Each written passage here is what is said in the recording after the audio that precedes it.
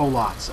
First of all, with the building codes here in the U.S., most of the buildings would be able to withstand this 7.0 earthquake that happened in Haiti between Port-au-Prince and Leogane.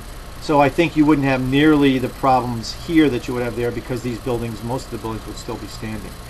Most of the injuries were associated with how they built their homes, which was made usually cinder blocks, different size rebar, could be as thin as a 1/4 inch to as thick as probably an inch. It wasn't consistently used. So you could, again, down there, here you have that, down there you didn't. So there are many injuries associated with these buildings toppling over on them in this relatively, I mean, it wasn't a big earthquake, it was 7.0. Here also you have the disaster preparedness. You have hospitals that run through the year. They run little, they run these disaster drills.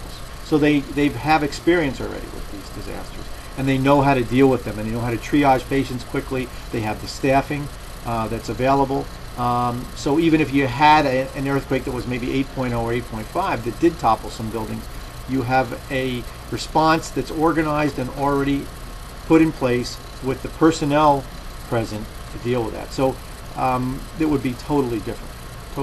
And I think that's our government, and that's the fact that we have the money to do that. We have an organized government without corruption, and we have an educated population. And that's the other thing, the problem with Haiti, is that the lack of education. They have a school system that they have to pay for to go to a lot of times, and most people don't have the money to get that education. And so you have people that probably have gone through the 6th grade, most of them, and they just don't have the knowledge to be able to organize a preparedness, be a healthcare worker, or help in general.